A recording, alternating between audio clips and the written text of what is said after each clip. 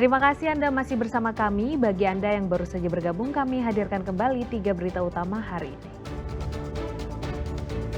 3 balita kakak beradik di Desa Harean, Kecamatan Tarno Tombangan, Angkola, Kabupaten Tapanuli Selatan tewas tercebur sumur yang ada di tepi sawah. Diduga sakit hati, seorang kuli bangunan di Kabupaten Samosir tega menikam teman kerja sekaligus teman satu kamar kos hingga tewas. Tanaman eceng gondok yang dianggap sebagai gulma di perairan Danau Toba diolah menjadi aneka kerajinan yang menghasilkan cuan.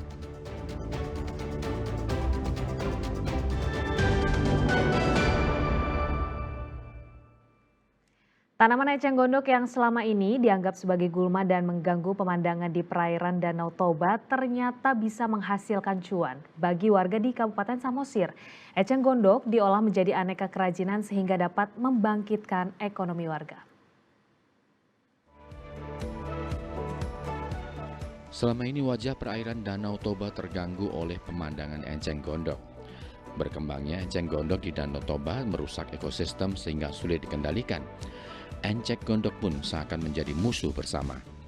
Eceng gondok dibuang begitu saja hingga menjadi sampah di daratan. Hal inilah yang menimbulkan keprihatinan pada Tabita Nainggolan. Dengan ide kreatifnya, ia berusaha memanfaatkan eceng gondok tersebut yang dibuang selama ini. Warga Sitanggang Bau, Kecamatan Pangururan, Kabupaten Samosir ini menyulap eceng gondok menjadi barang yang berharga. Awalnya eceng gondok dikeringkan, kemudian dipres dengan alat mesin sederhana. Setelah berubah menjadi serat, kemudian dianyam sesuai dengan kebutuhan. Dan kini eceng gondok sudah berubah menjadi sandal hotel, tas, keranjang, sampul buku, topi, serta banyak lagi aneka hasil kerajinan lainnya.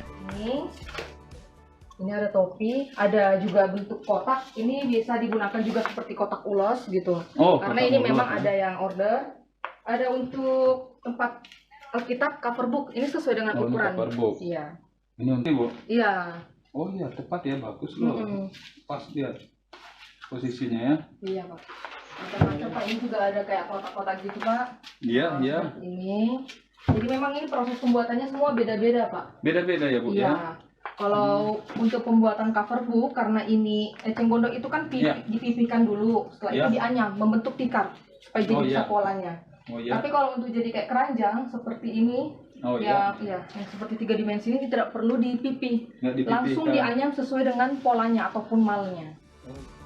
Dijual mulai harga Rp6.000 hingga ratusan ribu rupiah, usaha kerajinan dari eceng gondok yang dirintis tahun 2024 ini kini dapat memberdayakan warga sekitar untuk meraup penghasilan.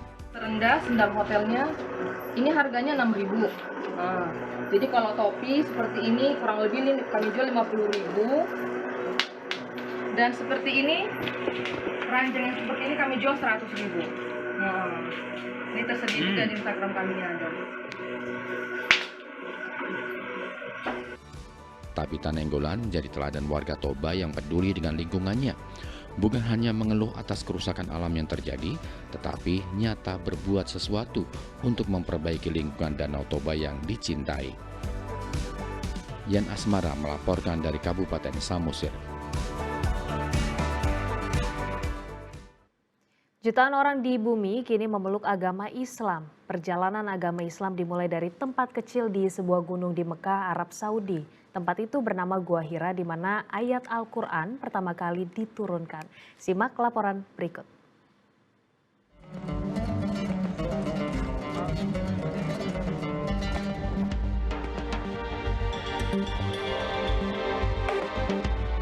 Gua Hira berada di sebuah gunung di Mekah, Arab Saudi yang diberi nama Jabal Nur atau berarti Gunung Cahaya.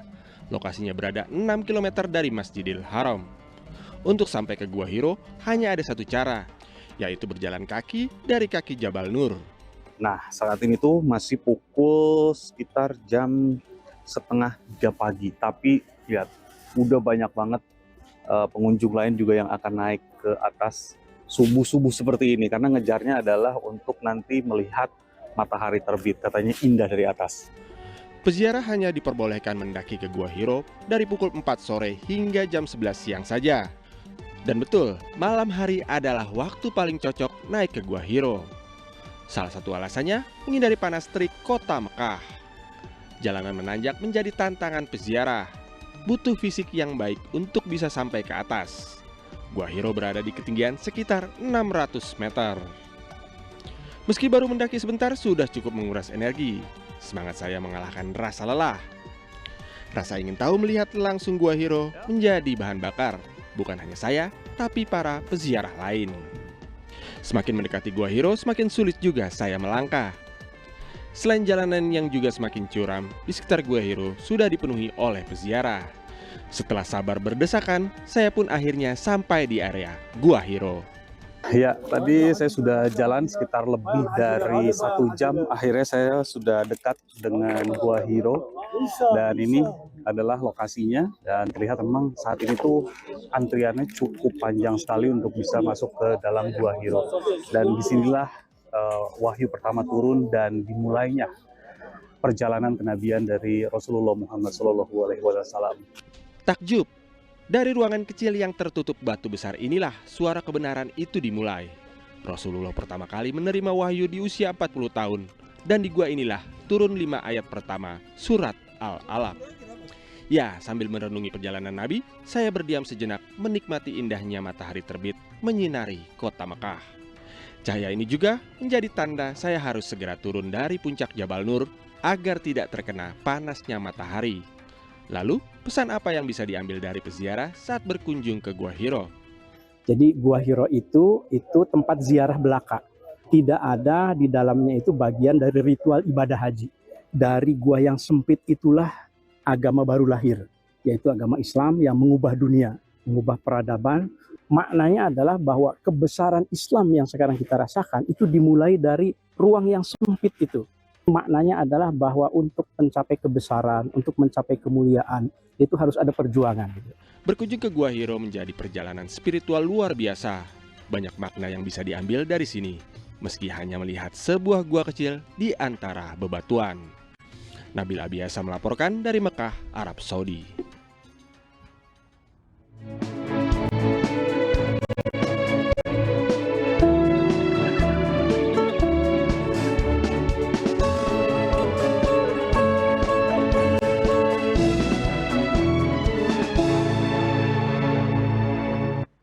Laporan tersebut mengakhiri berita Sumut hari ini. Jangan lupa pastikan Anda subscribe channel YouTube Liputan 6 SCTV Daerah. Saya Priscilia Claudia berterima kasih atas perhatian dan kebersamaan Anda. Selamat beraktivitas dan sampai jumpa.